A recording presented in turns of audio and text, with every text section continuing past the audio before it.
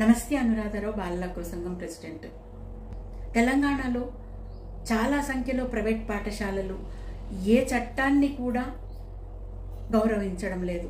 తమ ఇష్టం వచ్చినట్లు ఫీజులు కానీ, స్టేషనరీలు, యూనిఫామ్స్, బెల్ట్లు, టైలు అమ్మి తల్లిదండ్రుల పైన అధిక ఆర్థిక భారాన్ని మోపుతున్నాయి. పరీక్ష రాయాలంటే ఆన్సర్ షీట్స్ ముందే కొనాలన్నది ఏ చట్టమైనా చెప్తుందా? మరి right to education act 2009 section 2122 ప్రకారం విద్యా సంస్థలలో స్టేషనరీలు అమ్మొచ్చా? మరి చట్ట ప్రకారం అది చట్టాన్ని ఉల్లంఘించినట్టు. మరి అలా ఉల్లంఘించిన స్కూళ్లను మీరు ఏమీ మాట్లాడడం లేదు. ఎక్కడో లేదు, ఏ మారుమూల ప్రాంతాల్లో లేదు. ఈ ఆన్సర్ షీట్లు అమ్మే వ్యవహారం రామ్నగర్ ఏరియాలో ఉన్న Saint Francis of Assi boys స్కూల్లో జరుగుతుంది. ఆన్సర్ షీట్లు, బుక్కులకు వేసుకునే అట్టాలు, ఒక డైరీ, జీకే బుక్స్ 4500కు అమ్ముతున్నారంటే ఎంత అన్యాయంగా దోచుకుంటున్నారో తెలుస్తుంది కదా. ఇదే మరి విద్యాశాఖ అధికారులు తనిఖీలు నిర్వహించినట్లయితే ఇలాంటి అన్యాయం జరగదు కదా. తల్లిదండ్రులు ఎంత బాధకు గురవుతున్నారు, ఏ రకంగా తెచ్చి కడతారు?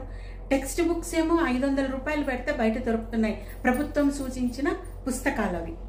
మరి ప్రభుత్వం ఇవేమన్నా చెప్తుందా కొనమని? మరి మీ జీవో ఎందుకు తీసుకొచ్చారు?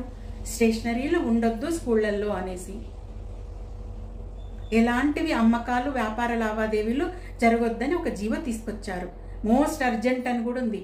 మోస్ట్ అర్జెంట్కి అర్థం ఏంటో మరి మీకే తెలియాలి. విద్యాశాఖ మంత్రి గారు ఉన్నారు అసలు? పిల్లల గురించి పట్టదా? పిల్లలంటే ఎవరు? దేశ భవిష్యత్తు వాళ్ళు. వాళ్ళని ఇప్పుడు మనం కాపాడితేనే దేశ భవిష్యత్తు ముందుకెళ్తుంది.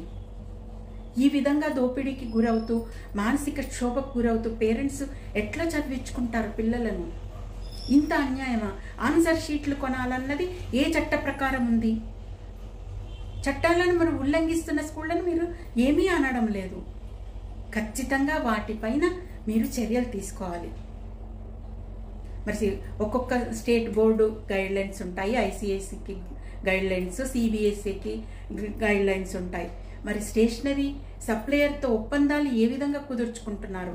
గైడ్ లైన్స్ని పక్కన పెట్టి, అంటే చట్టాన్ని పక్కన పెట్టి వాళ్ళు ఈ రకమైన వ్యాపారం చేస్తున్నారా? వ్యాపారం చేస్తుంటే మరి ఎందుకని విద్యాశాఖ అధికారులు మిన్నకుండున్నారు? డిఓలు లేరా మన దగ్గర? ఎంఈఓలు లేరా? ప్రతి స్కూల్కు ఎంఈఓలు ఉంటారు, ఆ ఏరియాకు డిఓలు ఉంటారు. మరి వాళ్ళంతా నిద్రపోతున్నారా? ఇవి ఇంత అన్యాయం జరుగుతుంటే ఏ ఒక్కళ్ళు కూడా ప్రశ్నించడం లేదు. కారణం ఏంటి? ఖచ్చితంగా మీరే సమాధానం చెప్పాలి. విద్యాశాఖ మంత్రి గారైనా ముఖ్యమంత్రి గారే ఈ ప్రశ్నలకు సమాధానం చెప్పాలి. ఇకనైనా మీరు స్పందించండి. స్కూళ్ళ పైన జరుగుతున్న అన్యాయాలను మీరు ఒకవైపు చూస్తే ఎక్కడ చూసినా హాస్టళ్లలో పాడైపోయిన అన్నం పెడుతున్నారు, దానికి ఎలాంటి స్పందన లేదు.